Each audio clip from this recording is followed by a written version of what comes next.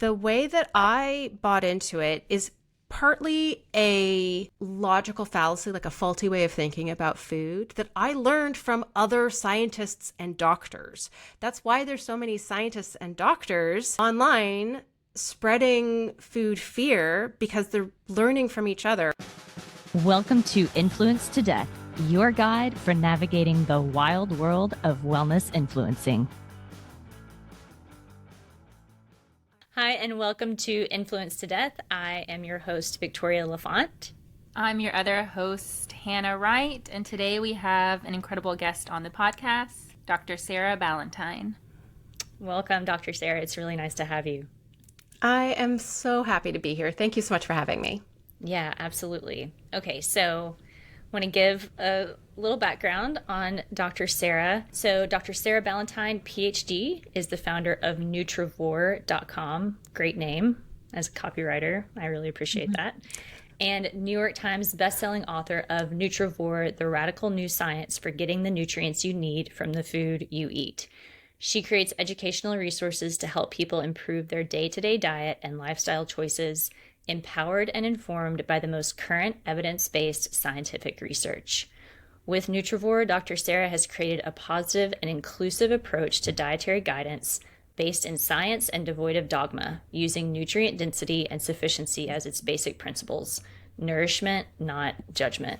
Also, killer tagline. So, welcome. And it's so funny that just getting the nutrients from the food you eat is radical. Right. Yeah. But I guess we're there. But I mean, it is the basic function of nutrition, right? Like, that is, if you were to define nutrition, you would be like, get all the nutrients you need, right, from your diet. It is the most, I've never had anyone debate with me the value of getting all of the nutrients that our bodies need from the foods we eat as like a basic principle. People will debate the value of specific nutrients, which that there's always a conversation to be had there, right? Is the daily value enough? Is how important is a non-essential nutrient, right? Those are interesting conversations to have. But we are at a place where not only does every popular diet out there not teach us what foods have what nutrients, but neither do dietary guidelines, neither do the 1 week of nutrition as part of a health course in high school teach us, right? We get this very skewed idea of what a balanced, healthy diet looks like, right? When people say eat something in moderation, like, nobody knows what that means. Nobody knows what moderation looks like practically day to day. And we get this like value judgment, right? These are healthy foods and these are junk food. Or you get these are clean foods and dirty foods. What's the opposite of clean foods? I'm still unclear on this one, right? Or this food is a guilty pleasure, right? We've got all these like moralizations of foods that no matter where we're learning about nutrition, we're generally learning good foods and bad foods, right? And then it's just like what we call good and someone else calls good might not align, right? And it's doing us a disservice in a couple of different ways, right? So first of all, most diets are defined based on the bad things you avoid, which that restrictive mindset causes some really negative psychological consequences that make it really difficult to adopt healthy eating patterns as a healthy habit. So it makes it non-sustainable. It really drives that diet roller coaster, the on again, off again, the yo-yo. So when we're restricting a food, even if it's not our favorite food, right? But like we tell ourselves it's bad and we're not allowed to have it, that increases food fixation and obsession. It drives cravings. It increases our susceptibility to emotional eating and greatly increases our susceptibility to disordered eating patterns and even developing an eating disorder. So like the psychology, like just how we talk about food in this way makes healthy eating not sustainable. But then the other part of it is it's not what you avoid that makes a diet healthier or not. It's what you actually eat, right?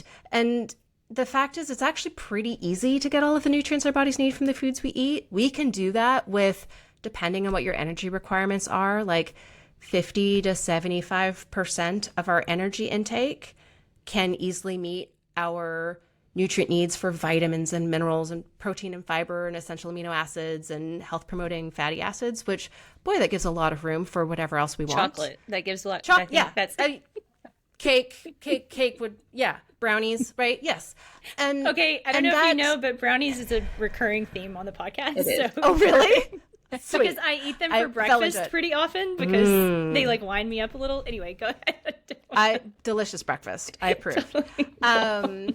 Plus, chocolate is such a nutrient dense food. It is. Yeah. So, we're all pro chocolate over here. But I think that, one of the things that diet culture has taught us, and like, look, I've had a long-standing, because I became obese as a teenager. I think I was very vulnerable to a lot of diet culture messaging, more vulnerable than a lot of people, but obviously a lot of people are in a similar situation where every single promise, it just feels like, here's my one thing, right? Here's I just do this one thing and all my problems will go away, right? Like, this is how diets are presented, right? Just cut out these 7 foods and you'll lose 7 pounds in 7 days, right? Like, we're presented these like, oh, it's really easy. It's this promise. The way that those diets are structured, we're designed to fail, right? We are going to have this psychological effect from the restriction.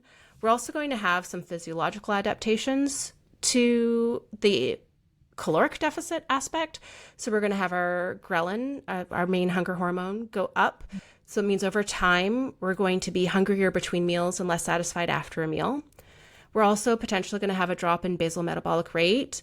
Even more importantly, a drop in non-exercise activity thermogenesis. So those are the calories we burn the most. Fidgeting. Yeah. So our bodies are amazing, right? Our bodies really fight weight loss. Our bodies want to hold on to all of that energy. That's useful. Our bodies want that. And so you're going to combine, I'm hungrier, with I'm craving more, and I'm more susceptible to emotional eating. Eventually, you're going to hit that moment where you give in, right? Yeah. I'm at a party, or it's my birthday, or I'm traveling, or I just want it so bad now I can't not have it, and then that causes this like unraveling of all of our behaviors, right? It drives this restrict binge cycle, or yo-yo dieting if your weight is also going up and down. And diet culture has taught us that it's our fault, right? Diet culture has taught us, I wasn't disciplined enough. I didn't have enough willpower. I wasn't strong enough. Like, I failed. No, the diet failed you, and it was designed to. Because if that diet worked, you wouldn't buy the next one. Yeah, it's a product. Or the next supplement line, or a program, or health coaching, right? Like, I think there's lots of really well-meaning people out there. I was one of them. I don't think there's like an evil like mad scientist in a castle somewhere with like lightning. We're going to get back to you on our verdict.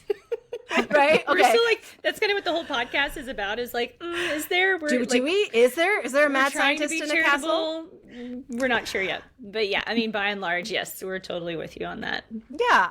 Look, there's grifters for sure. I've encountered them. But I think the majority of wellness influencers online mean well. And they're trapped in logical fallacies, misinformation, and this very faulty way of thinking about food, right? This very equating losing weight with health, which those are not the same thing. Losing weight will not automatically make you healthy.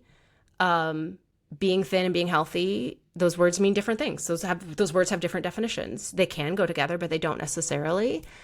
And I think this is 50, 60, 70 years of diet culture programming that I think we're differently susceptible to. But I think that when you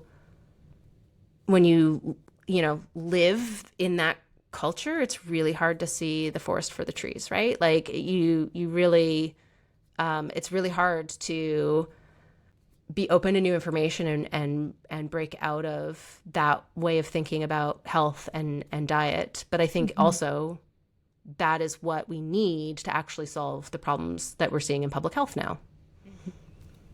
God, yeah. I mean, when you're talking about you were an overweight teenager, and it's kind of what it sounds like is what drew you into this world. That at least was my experience. Like, I can still tell you how many grams of fat is in every food. Oh, my goodness. Every calories, carb grams, fat grams, like an encyclopedia of macronutrients is my brain. And I think it's, it's a very like fat phobic message that people who are overweight are like lazy and undisciplined and just eating whatever. And I think, my experience certainly was I was working harder on exercise and lifestyle factors and diet than anyone I knew. I was putting in so much more effort and really, stuck in, undiagnosed hypothyroidism was a big part of it for me.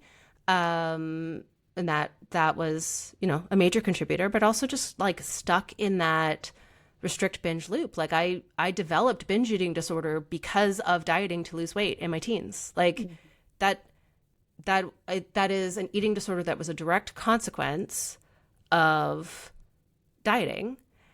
And when I first sort of entered the wellness community as an influential voice, I traded, and let's face it, I just added. I didn't really trade binge eating disorder for orthorexia. I kind of just added orthorexia to the eating disorder list, and didn't, I think that's one of the challenges with orthorexia is it's not as straightforward, right? Like, where's the line between caring about eating a healthy diet and dysfunctionally caring about a healthy diet, right? Yeah. And so I had no self-awareness about that for years, for years. And so I think that's also very, very prevalent in sort of the wellness community at large is undiagnosed eating disorders. And I think there's a lot of, a lot of denial, I think.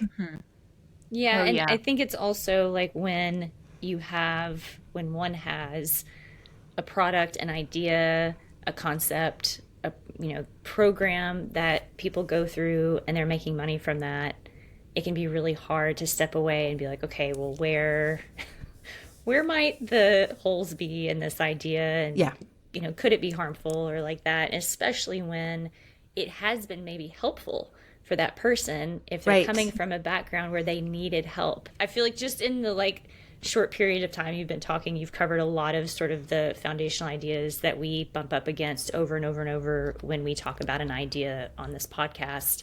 Yeah.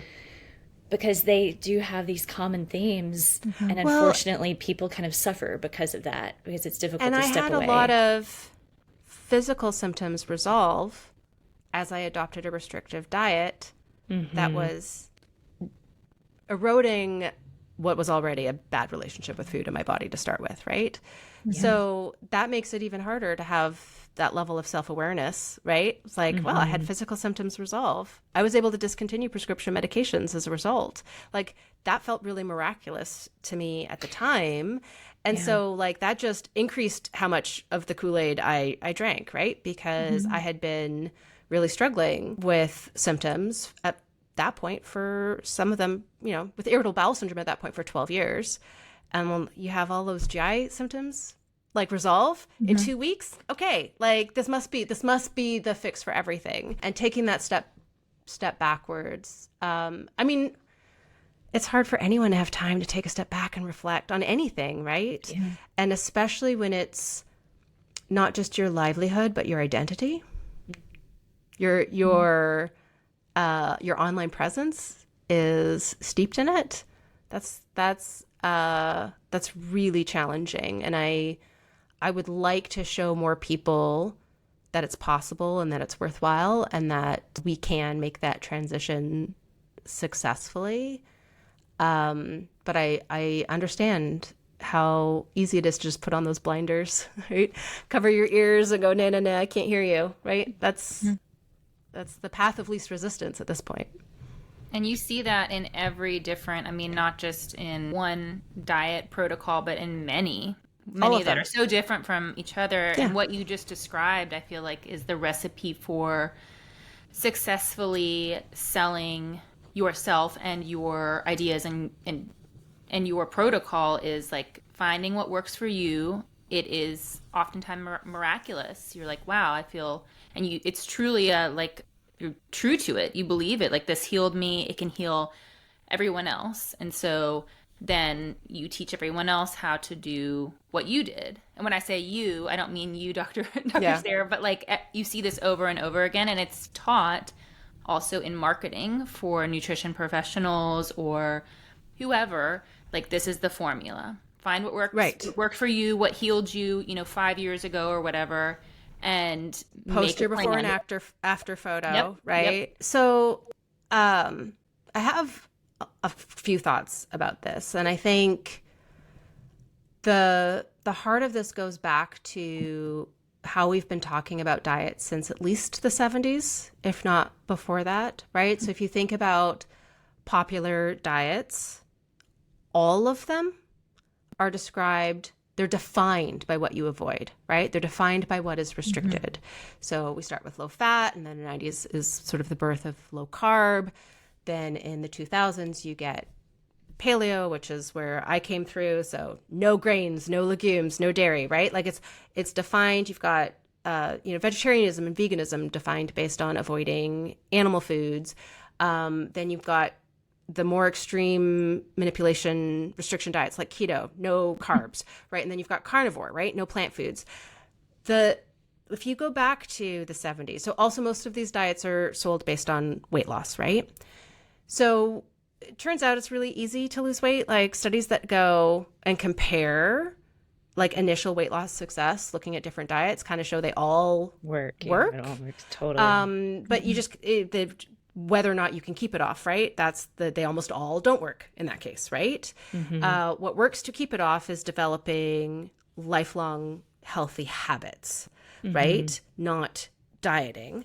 But of course that's a lot harder to sell than cut out my 7 foods for 7 days, right? So when you go on a diet because you want to lose weight, and that diet works initially, and you think of that success as being tied to the things that you avoided, I think it is human nature to then, when you hit that, the cravings were too strong, the metabolic adaptation was too big, I couldn't stick to it anymore, but now I want to get back on the wagon, I'm going to do the next thing. When I cut out all these things, that worked really well. So what am I going to do next? I'm going to cut out more, or I'm going to cut out a different group of things, right? I'm gonna trade my veganism for carnivore, right? Or breatharianism. We did a whole episode on that, where people just breathe air and don't eat. They don't or eat. Drink. I mean, there's a lot of questions, but it goes that far. Your point is we're at a point now where every food is demonized by one diet or another, even water. So if you subscribed to every claim on the internet about what a healthy diet looks like, there would be nothing left to eat. Like, you would be left with just breathing, and maybe you have to breathe special air, right? Like, maybe you can't even breathe the air in your home, right? Like, because there's so much fear and so much fear mongering. But I think it's like a natural consequence of the way we've talked about food for generations now. We've talked about it in terms of, you cut out these things and you get weight loss, right? And then we equate that with health in this narrative as well. So to get healthy, you have to cut out these things. And when that fails you, because it will, okay, well, then I'll cut out the next group of things. I'll cut out the next group of things, right? So whether it's a full yo-yo and it's on again, off again, or if it's just a stepping stone path to more restrictions, right? Different people kind of follow different paths, but it is the natural consequence of defining diets based on the restriction. And it's not what you don't eat that makes your diet healthy or not, right? It's what actually makes it into your body, and whether or not you're getting the nutrients that you need. That's what makes a healthy diet. And it just requires this like complete 180-degree shift in terms of not just our approach, right? Approaching healthy diet in terms of additions and simple swaps, right? Taking a permissive approach and not engaging in that restrictive mindset. So it takes that, but it also takes this complete 180 in how we talk about food. And instead of talking about it in terms of toxins and fear, we need to talk about like, oh, look at the cool nutrients in this piece of broccoli and how that can benefit our health, right? Like shifting from this very, negative, this is bad, to this is good. And this other thing can still fit in there, right? Like not every food we eat needs to contribute to the mission of meeting our nutritional needs. There's lots of room for quality of life foods and a healthy diet. So that's the transition that I've taken both personally and professionally, right? So from restriction to permission, and from food fear to appreciating the nutritive value and health benefits of all foods. Awesome. I love it. Hannah, I feel like I keep asking kind of questions or inserting. Do you have anything that you want to say or question that you want to ask? I just want to say that I love that approach. Everything you just mentioned is, I feel like, a recurring theme on all of our episodes, no matter what the topic is. And I know since today we're kind of focusing on seed oils, because that is a extremely controversial topic in the wellness space. Yeah. And I am curious, coming from that background of the more restrictive eating and yes and no, you can't eat this, you can't eat that. Seed oils typically are like a big no food, and there's a lot of fear around it. And so I'm curious, with your background in science, what led you to eventually begin questioning, saying, is the science around vegetable oils and like omega-6 polyunsaturated fatty acids, is this accurate, or are we just kind of regurgitating the same thing over and over? And so before you answer that, let me just say, like, usually on our podcast, we will say, well, and on every podcast, whatever topic we're talking about, we say our biases so that our audience knows, like, this is kind of like what we enter in with. Mm-hmm. Whether we like sometimes I feel like I feel a certain way and I'm like, I don't even want to feel this way, but this is like how I feel, so I'm going to have to like communicate it. And so actually today, Dr. Sarah, I used to love butter so much. I don't know if you can see it. I wore my Butter Does a Body Better t-shirt. These were the t-shirts for my clinical practice when I was a nutritionist.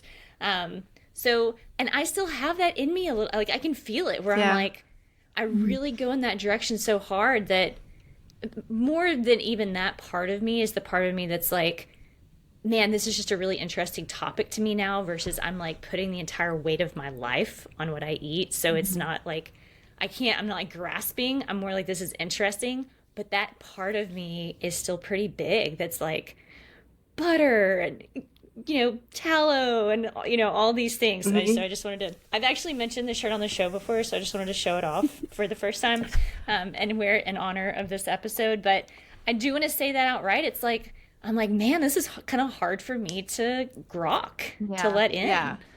So somewhere I have a fat is the new black with a big slice of bacon shirt. It's in my like painting, gardening, grunge shirts now, but like totally, mine is a little cut off. So let me first start off by answering this question by kind of talking about like how I got to the part where I was afraid of vegetable oils and really believed that the omega-6 to omega-3 fatty acid ratio in the diet mattered, and was like espousing that on the internet, because I think understanding a little bit of like where that myth kind of comes from, I think helps to understand why it's so pervasive and so deep, right? Like why, like it feeds into a lot of like conspiracy theory, food, big ag, trying to make us sick so they, big pharma can make money, right? Like it kind of, there's definitely a piece of it that is full on conspiracy theory. But the way that I bought into it is partly a logical fallacy, like a faulty way of thinking about food that I learned from other scientists and doctors. That's why there's so many scientists and doctors online spreading food fear, because they're learning from each other. And this goes back, a few decades of thinking about food in terms of simplified systems. So that's the case with vegetable oils, right? So thinking about it in terms of, vegetable oil is mainly linoleic acid, an omega-6 fat that gets converted into arachidonic acid, another omega-6 fat that's in our cell membranes that can be used as a substrate to make inflammatory signaling molecules, right? So therefore, dietary linoleic acid goes directly to inflammation. Inflammation is part of the pathogenesis of all chronic disease. Therefore, linoleic acid contributes to chronic disease. And look, we've got these graphs that show that intake of linoleic acid as a percent of calories has gone up over the same time scale that all of diseases of cardiovascular disease, type 2 diabetes. Sure, the association studies right? show that. So we have association studies and we have a mechanism. We have a mechanism to explain it. And as somebody who did medical research and put a lot of value into mechanistic studies, because that was the type of research that I did, mechanistic studies where you can look at the molecular pathway, that's really convincing to me. I think the bigger issue in the wellness community right now with the fear mongering around food, you kind of have either like simplistic pathway, right? I'm just going to look at one possible molecular fate of linoleic acid. There's obviously others that are anti-inflammatory, right? But I'm going to look at this one narrow pathway. The other idea, though, that is very prevalent is that if this food contains a compound that I can identify as harmful, then this food must be harmful, right? And so that kind of also feeds into the vegetable oil conversation where we say, well, look, hexane, carcinogen, is used in the extraction. There is maybe some detectable hexane left over at the end in some vegetable oils. Most have no detectable hexane, but there might be some. Therefore, vegetable oil causes cancer, right? Therefore, big, not supported conclusion.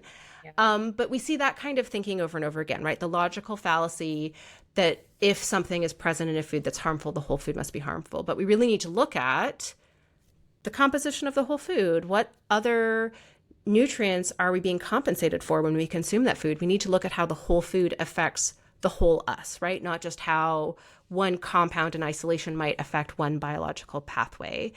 And that bigger picture is not, that's not when I sort of entered this community. That was a understanding of the science I had to find my way back to myself. That was not taught to me. I was taught, here's this food, it has this bad thing in it, therefore we don't eat it, right? So with vegetable oils, where I bought in was this pathway. Linoleic acid becomes arachidonic acid. Arachidonic acid competes with omega-3s in the cell membrane as a substrate for paracrine and autocrine signaling molecules like eicosanoids and thromboxanes. If arachidonic acid is used, you get inflammatory pathways. If an omega-3 is used, you get anti-inflammatory pathways. Therefore, vegetable oil is inflammatory. And as you're talking, I'm flashing back to, I think it was a pharmacology class that I took where we actually looked at the pathways, they're mechanistic pathways. And you probably know this, and we can also put it in the show notes. When you eat an omega-6, there is the option of an anti-inflammatory process, right? Yeah. So I just want to summarize this for listeners and then add a point to the fallacy pile. Yeah. Maybe you have also noticed. So the fallacy that it will only go down this one pathway, which is inflammatory. The fallacy that the whole food is polluted if there is this one component. And then this is the other one that we've seen, and I'm curious if you see this fit into the puzzle that you're working out right now and talking about, where it's only part of the story is told. I mean, maybe that's kind of the inflammatory pathway thing, but we see that when we're talking about carnivore, where it's yes, you are right that plants are toxic. Correct. The rest of that story is that it's xenohormetic and they actually elicit this wonderful, creation in your body of this antioxidant system. And so we just get this little part of the story. So maybe that's just, it's similar to, like, it's analogous to the just going down the inflammatory pathway. It's like, well, there's this other thing that might happen also. Right. So that is the science that kind of drew me out, right? And I will say vegetable oils were not the food that made me go, oh man, I'm wrong about a bunch of stuff. It What was we're very curious. Tell us about that. Like, what happened? it was lentils. We have lentils to credit. Lentils! Yay! We love lentils. So so legumes were my hang on. Are we wrong about stuff in this community? Food. Lentils were first. They're really studied. Is that, were you just seeing the research studies? Yeah.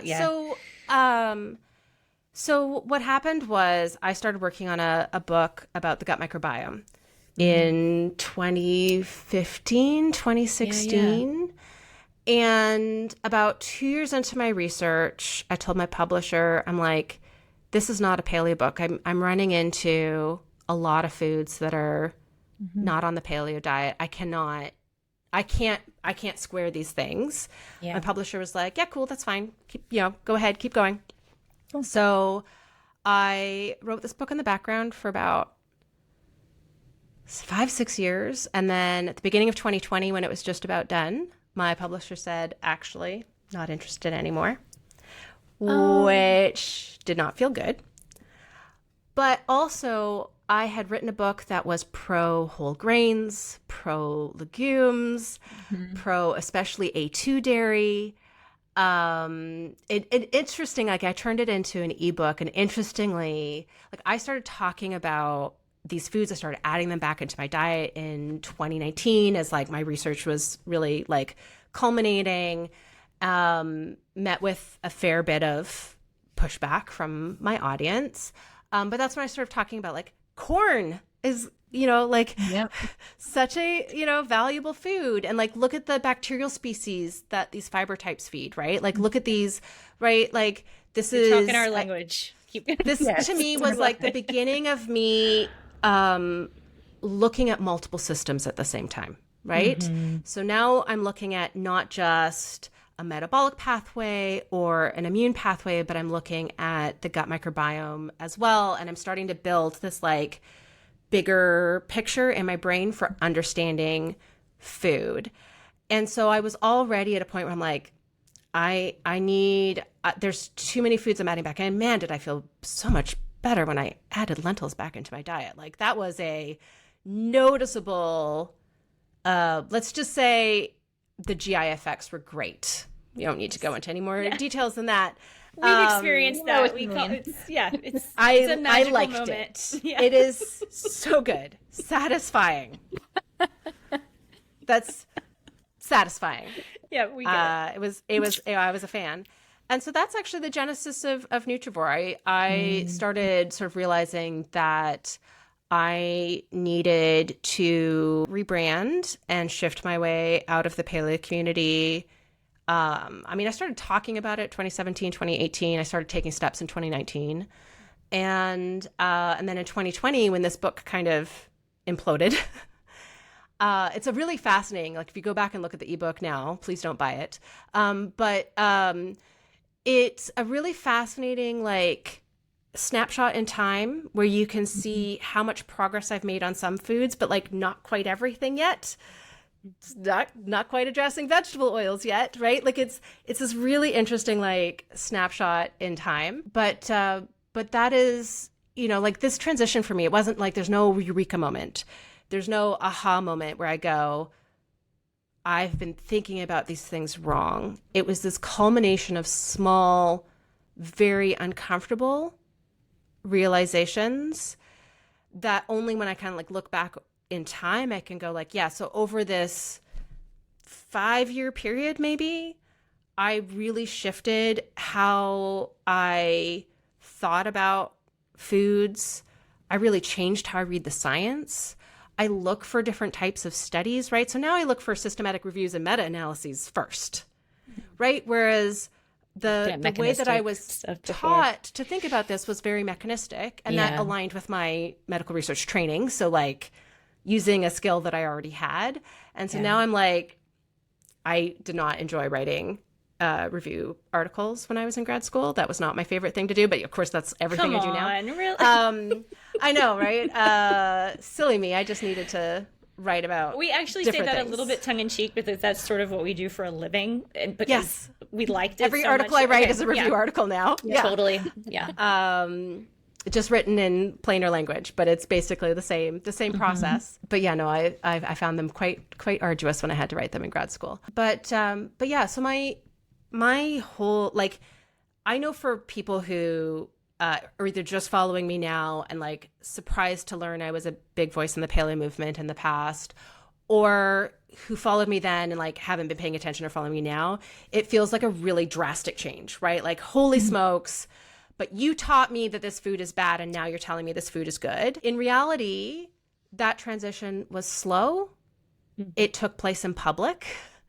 I talked about things as I was learning about it. I have had hundreds of moments of having to apologize to a million people online. I don't like that. It's not my favorite thing to do. I don't like apologizing to my husband when I'm wrong about something. Fortunately, it doesn't happen all that often. But it's much worse to have to apologize to 1,000 people. I taught you to fear vegetable oils, and I was wrong. I was wrong. Vegetable oils are beneficial. Not only did I teach you something wrong about vegetable oils, I made you afraid of a food that's healthy. So I potentially made you less healthy for avoiding this food. And I'm sorry. I meant well.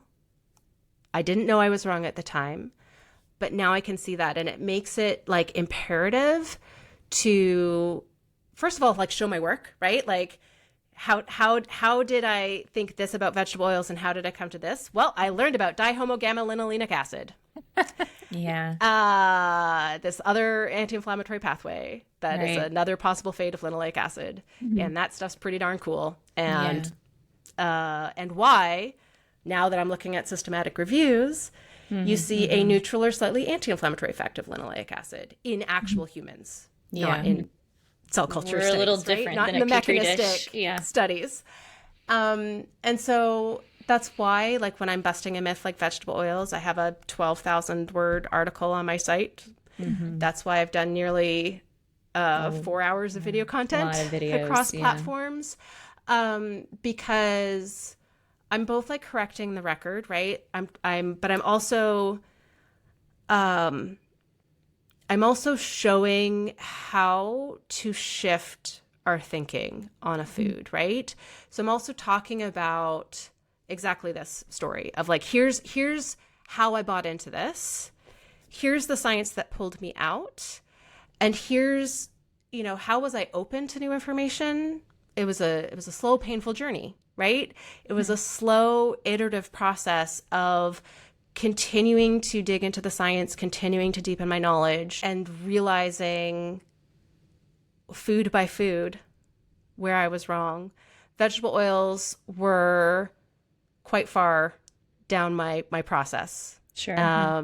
It was actually, funnily enough, it was a paper that I just happened on in one of those like rabbit hole of PubMed days that pitted olive oil and canola oil against each other and looked at the impact on cardiovascular disease risk factors and actually got into some of like the PPAR gamma like mechanism, right? Like some of the really cool cell trafficking, and which I used to do cell trafficking research. So I'm like, ooh, cool. Yeah. Well, can you, when you are done with this thought, I want to put a pin in this to talk about like kind of if you're open to it, your background. Sure. Like, yeah, absolutely. So this study basically showed that olive oil and canola oil were equal in their cardiovascular benefits, but that they actually had some separate pathways that they worked through. There was some overlap because, of course, they're both very, very high in oleic acid, so you're going to expect some overlap mechanistically, but that there were some different pathways. When you have different pathways responsible for a benefit, you expect the effects to be additive. So you would be, if you focused on just olive oil and not canola oil, you would be not experiencing the full range of health benefits as if you make room for both.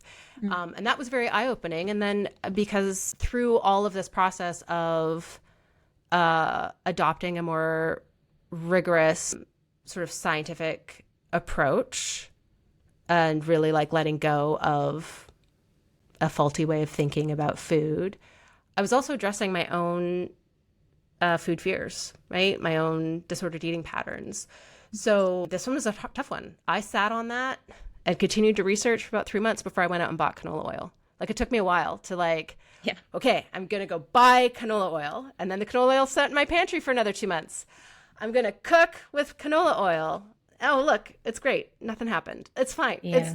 I'm alive. It's wonderful. So I think this is why my communication, it's kind of why I've formulated the Nutrivore philosophy in the way that I have, right? So it's positive, it's permissive, it's focused on nutrients. It includes a lot of myth busting, but it's also very kind. Yeah. Because I think on your social media. If someone so there are people out there who don't believe that I should have a voice online now because I was wrong in the past. And that is, everyone's entitled to their opinion. I think it's actually really important to model how to kind of get out of our confirmation bias bubbles of safety and be open to new information and change our minds on things and take action as a result. And I would like to see more wellness influencers make a similar transition to being evidence-based. And I think that talking about this openly, showing the process, how do you bring your audience along with you, right? How do you bring your audience from restrictive diets and food fear and bring them to a permissive approach where we're expanding our diets, where we're addressing and facing our food fears to start eating those foods again? I think that is a much more important service than me disappearing off the internet, right? But that's my perspective, and obviously there's my bias right there, right? There's my bias because I don't want to disappear off the internet. I would like to stay here and continue to model learning and growth, right? Yeah, I mean, the unfortunate part is, and I don't want to, I'm like, there's so many things that I would love to touch on. The hard part is all of us, even, in process of publishing this podcast, we're operating in the context where there is not any room for iteration. People expect that when you put information out there, that's it, and that's the law. And it's nothing really works that way. Science especially doesn't work that way. And nutritional science especially doesn't work that way. So it's we're all kind of in that lens. I think Hannah and I just got angry, which is why we started the podcast, because we were hang on a second, we need a second to step back and be okay, what is actually happening for people? Like I said, we're trying to just talk about what is versus it is exactly this way in every moment. It just, it isn't like that. Well, I think, the underlying challenge here is how low the average person's scientific literacy is. Yeah. Right. So if we can, I consider myself a science communicator, not a nutritionist, right? I communicate the science about nutrition, but I'm a science communicator as my expertise, not a nutritionist as my expertise, if that makes sense. And I think that the reason why that's important, and that's the way I approach this, is because most people don't understand science as a process, right? That science iterates on human knowledge, that is what we're doing, and that it takes a large amount of scientific data to develop consensus on any particular question. And it takes even more to go from consensus to theorem, right? To accepted explanation for the thing. And then of course it's made even more complicated by the fact that the way we use theory as a word in science is completely different than how we use the word theory in conversation, right? When we say I have a theory about that in conversation, what a scientist would say is I have a hypothesis about that, right? These are how we use our words differently.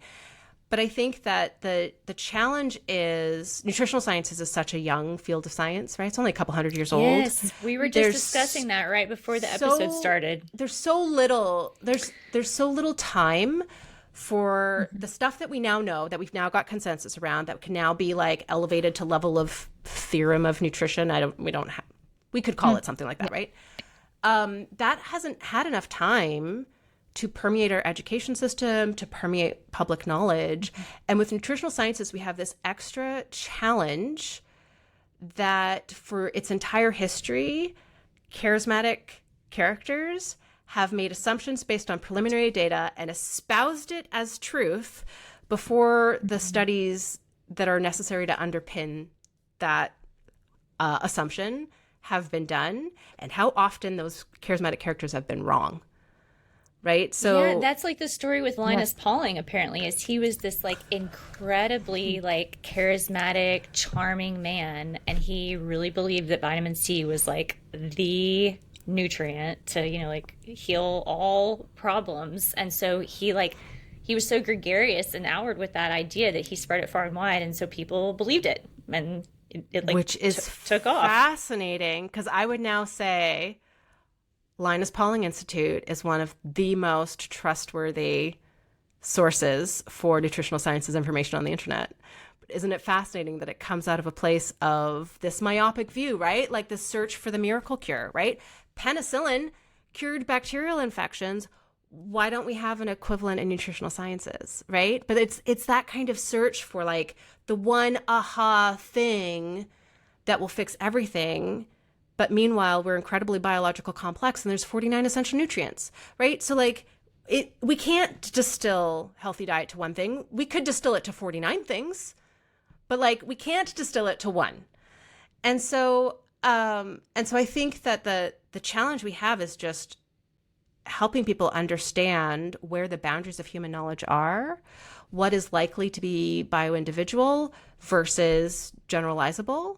Right? There's, you know, who's going to need more vitamin C than somebody else, right? Like this context and nuance requires a base knowledge that we don't, you know, as a society have, nor do we have an understanding for how we add to that knowledge.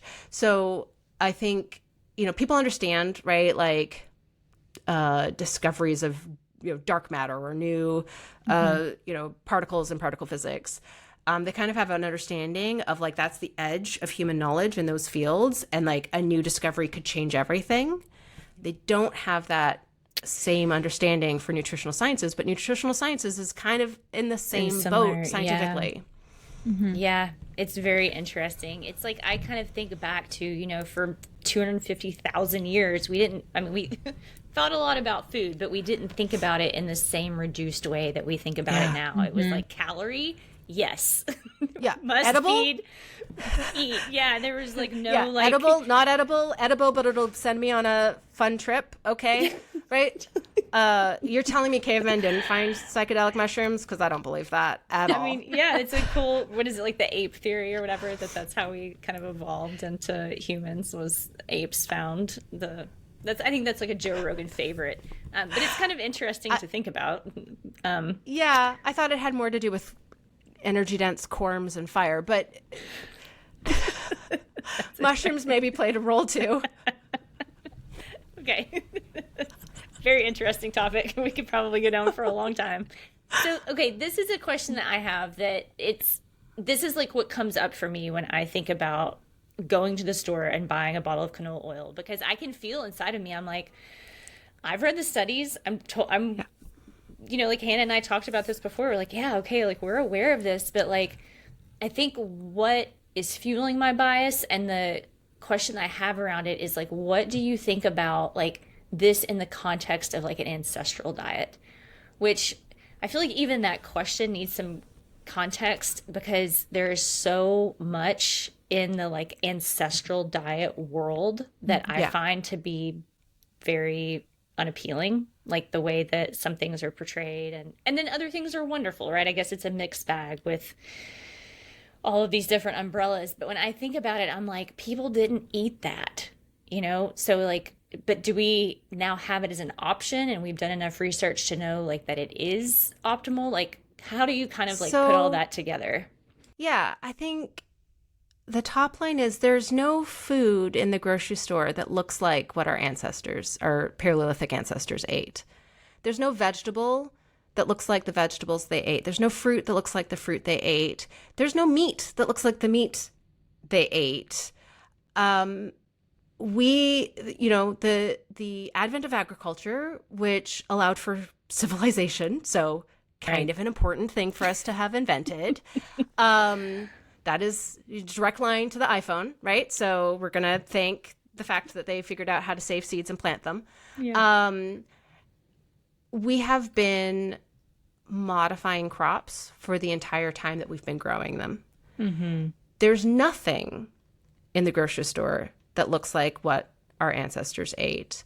Sure. So if we take the nutrivore approach, which is to look at the nutrients in those foods and how that compares nutritively to an ancestral diet, right? So we can see that we've evolved with biological needs for those 49 essential nutrients.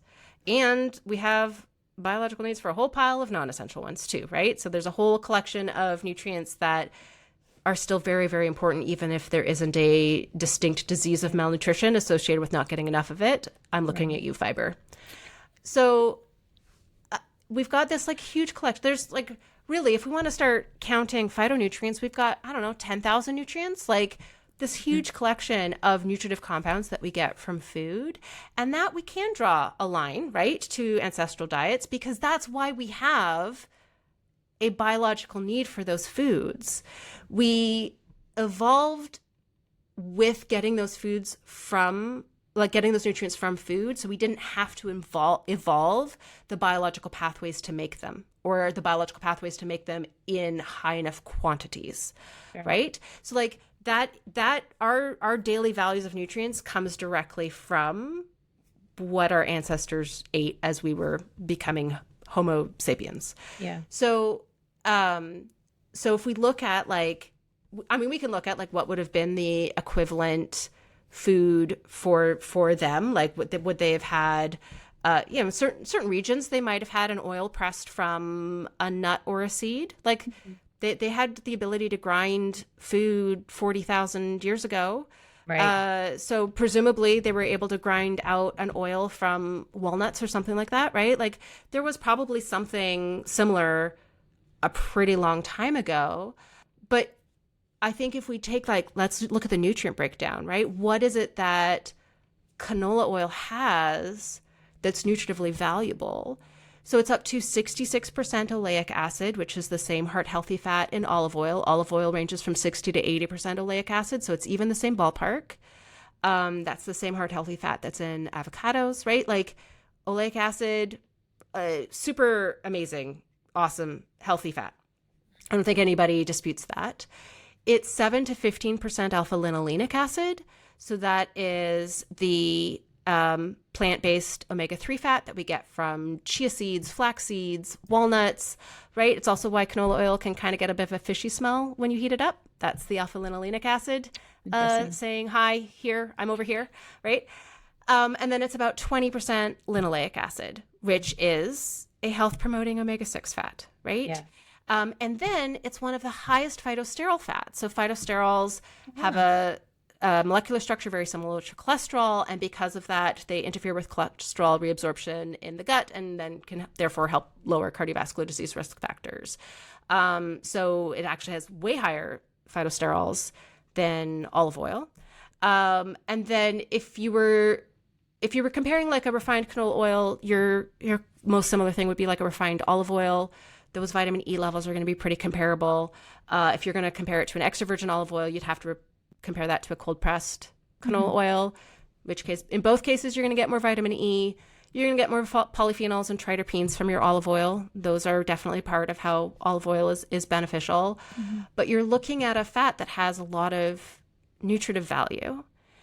And the fact is, I think the underlying question is why don't we just get it from avocados and walnuts and nuts and seeds, right?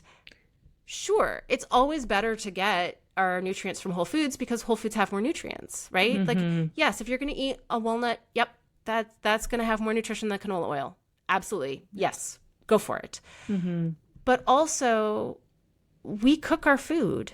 We make things tasty. And if a healthy diet is not tasty, you're not going to stick with it. It's actually really important to prepare vegetables in ways we enjoy, because then we eat more vegetables. Yeah, pleasure is sustainable is my favorite saying. Pleasure is a nutrient. Joy is a nutrient. It's essential nutrient number 50.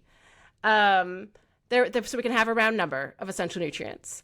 It doesn't matter how healthy a diet is. If you don't like the food you're eating, you're not going to stick to it.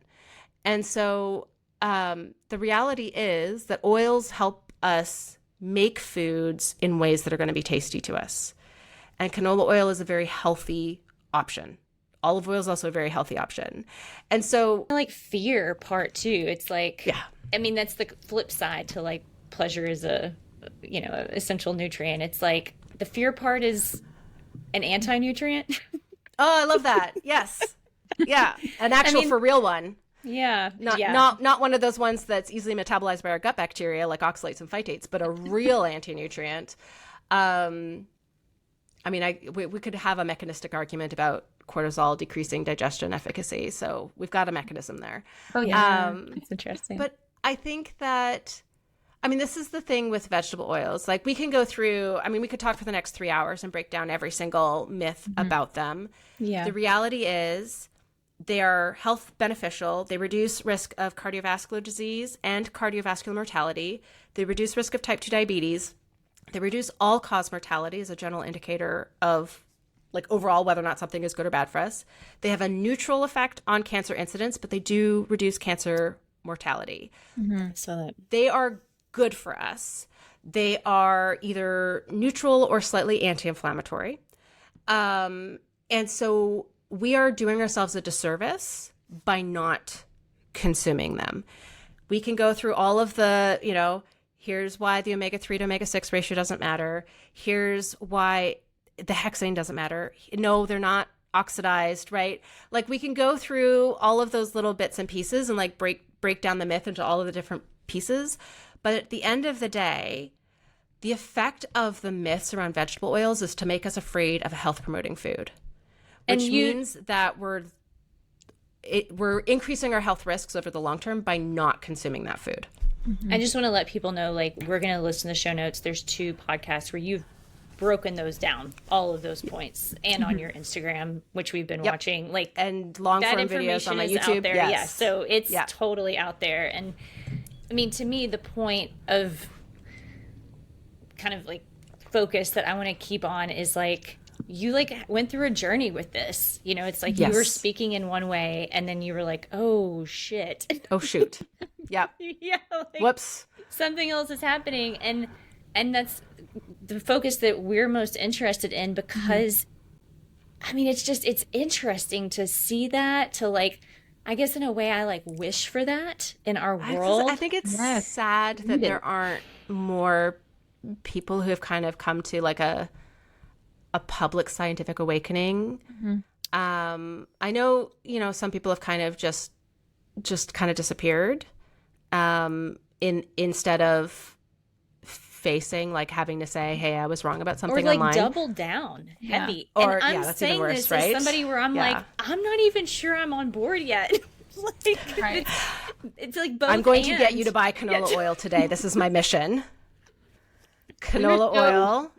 We're so afraid to be wrong, I feel like, we're so in our afraid to be community. And because we're so connected with social media, and you're afraid of being, canceled or called out, and people come after you and they get so mean. Just mean. Like, mean. Why be mean? Look, I've received a lot of hate for talking about vegetable oils in a different way than I used to.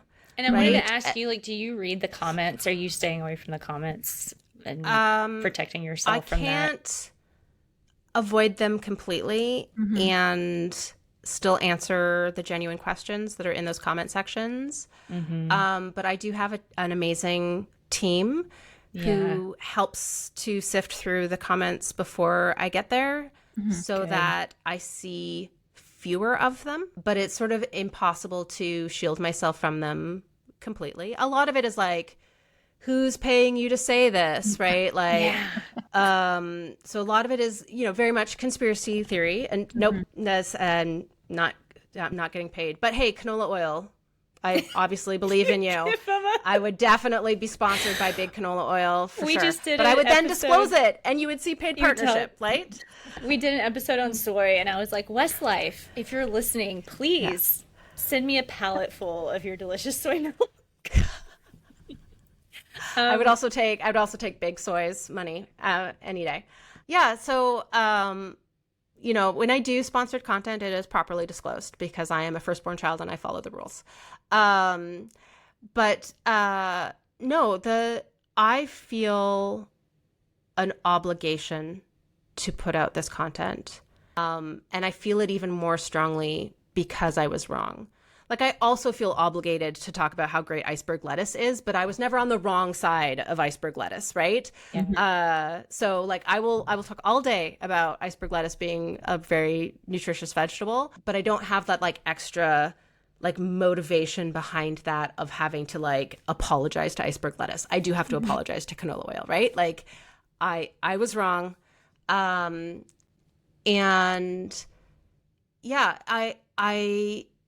I wish, I think my hope for society, like at large, is for more people to kind of go through this transit. Like they were talking about doctors and scientists, right? Like we have the training to do this, right? That is how I got here, was that training. And I realized we have to come back to like exactly what my training was.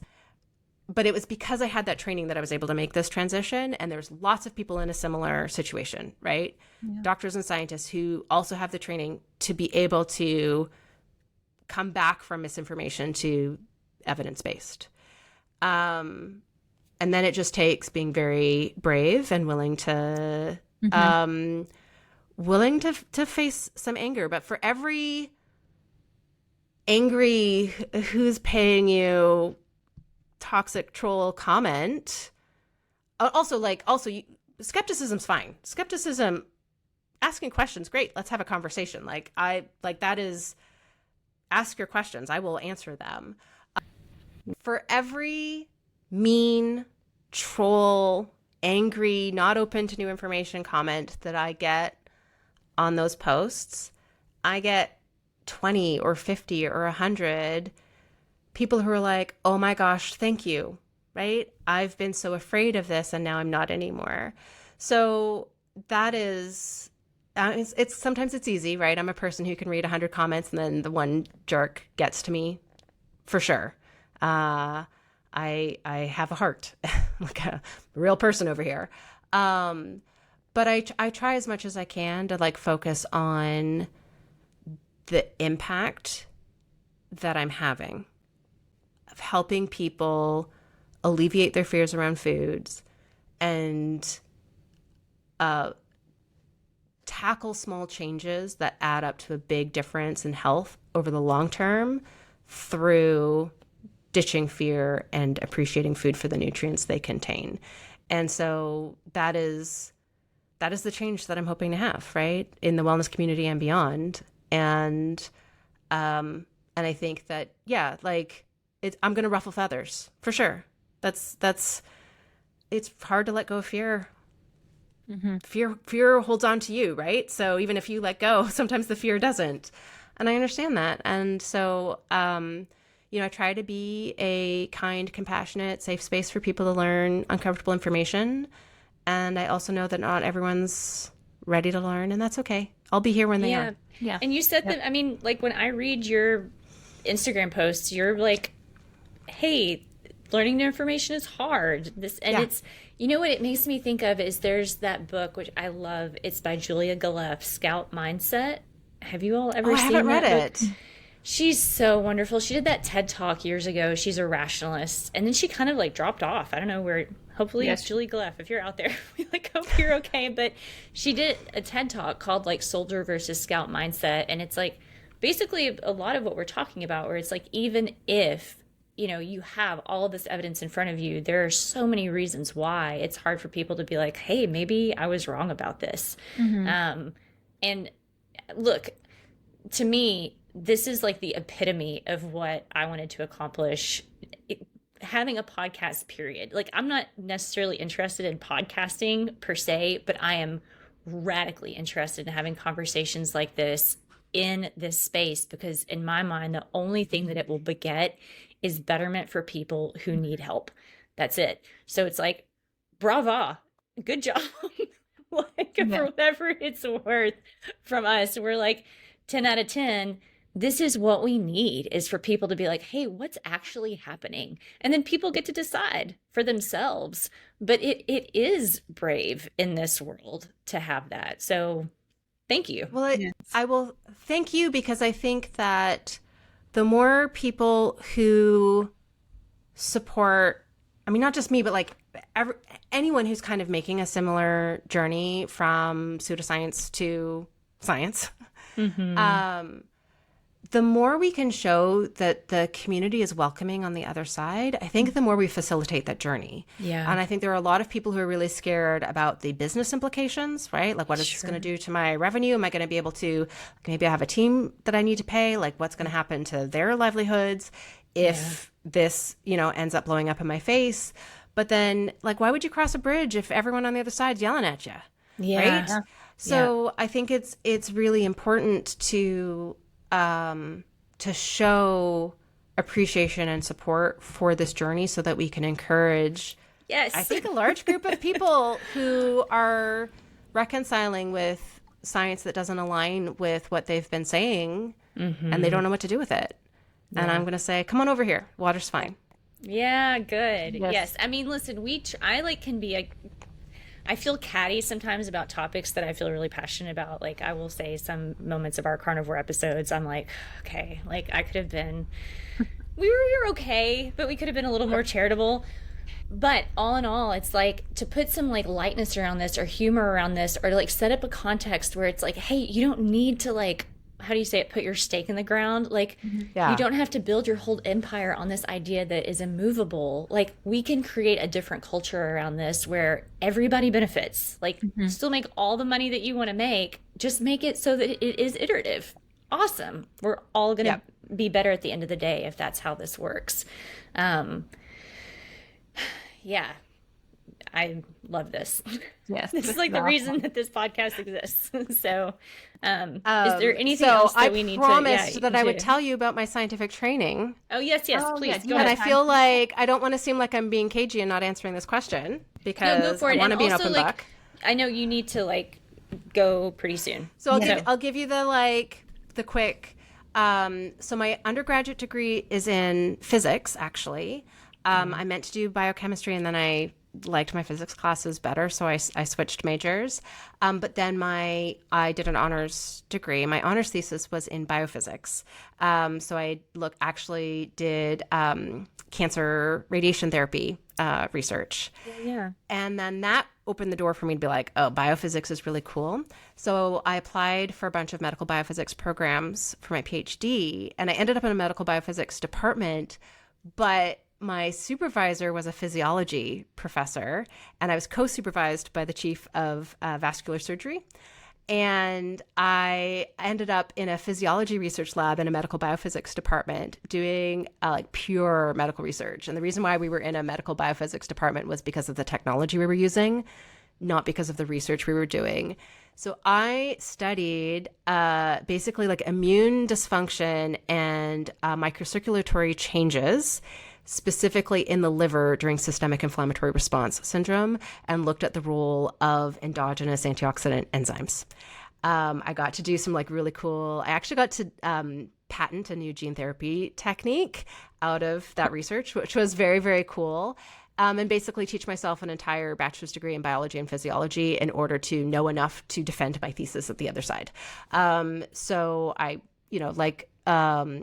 audited a bunch of classes, and then kind of got when I first moved to the lab, I was like, my supervisor was like, here are a bunch of papers that we've published as we try to figure out your project.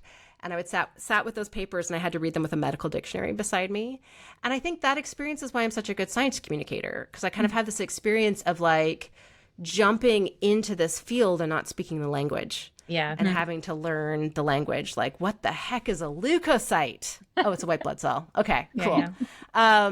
So yeah, I looked at a lot of different inflammatory mediators, specifically looking at how immune cells interact with the vascular endothelium and how they decide to like leave the vasculature and go inside tissue, and then how the body tries to prevent that in systemic inflammatory response syndrome. So very like critical care medicine.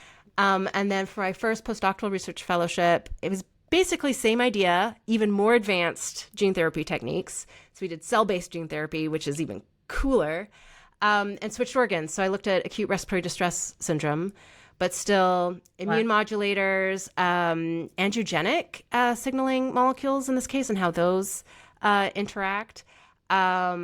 And what was really cool was that this research had sort of an industrial partnership because of the gene therapy technology that we were using. It didn't super affect my research, but it was like a really great sort of like window into like how that works, to kind of be on like to be part of the bigger research group. And I had some really high level, like really top journal papers published out of that research, which was very, very cool. And then I was really ready. I was kind of done with the animal experiments. I was like, I don't like this, and I don't want to do this anymore. And I really wanted to shift. So for my second postdoctoral research fellowship, I moved to a cell biology lab, and just looked at cell trafficking. So how cells move things from one part of the cell to another part of the cell. And very specifically, I was looking at epithelial cells, which are all of our barrier tissues are epithelial cells, and looking at tight junction formation, so how epithelial cells connect with each other. And I ended up characterizing a new tumor suppressor gene that is involved in. Or you like found it? So no, I didn't. So my supervisor at the University of Arizona discovered endotubin 1. That was her protein that she discovered. I was the one who discovered that it was a tumor suppressor. So I didn't discover the protein itself. I discovered its role as a tumor suppressor. Because if you lose tight junction formation in an epithelial cell, that basically starts a transformation into a cancer cell. So part of the transformation is I lose the ability to know what's my top and my bottom, because the tight junction is not just a connection between cells, but it's how the cell determines what part of its membrane is the top versus the sides and the bottom, and how it moves things from one membrane to another membrane, or from membrane to inside. So that structure is really, really important. And then it's also communication with adjacent cells. So it's a really fascinating, complex structure with a lot of different cool tangled proteins all together. And so the really fun thing about that was I got to learn cell and molecular biology, like an entire bachelor's degree worth, in order to do that research. So I think the experience of shifting fields so dramatically, and having to make myself an expert in a new branch of science in order to be successful. And I actually got my first grant funding as my second postdoctoral research fellowship. And yeah, I think that also sort of informs my comfort in continuing to follow the science now and continuing to deepen my knowledge and make myself an expert. And it was, my health and the birth of my first daughter that had me leave academia, because I was also very sick and morbidly obese at the time. So that was kind of like why I'm not still there, right? Because I loved it. I loved academia. It was such a lovely place. I enjoy it through my husband now, because he's a professor, but in astrophysics, which was so fascinating. God, if I was good at math, and I love it. Your published work, are they? Oh, sorry. Your published works, if someone wants to look at because you have multiple studies, are they under your maiden name? Under my maiden name? Okay. Yeah, McCarter. Got it. Oh, thanks. So 14 papers, 25 abstracts, something like that. Yeah. Cool. Hannah, how many more questions do you have? Because I have like 10 million. I know. I wish we had like 5 more hours to talk. And I want to respect your time that you have to go do other things. But thank you. And I'm like, I have so many topics. I'm like, I want to talk to you about mammography. Well, let's do it again. Totally. Let's just do it again. Like, how many feathers do you want to ruffle next? Because we have a lot of things we want to talk about. Cool. We have to ruffle feathers to get attention, to spread accurate information, to help people learn like important knowledge to make change. So ruffling feathers is part of that process. We have to do it. Thank you. Thank you. Yeah, ditto. Yeah, thank you so much, Dr. Sarah.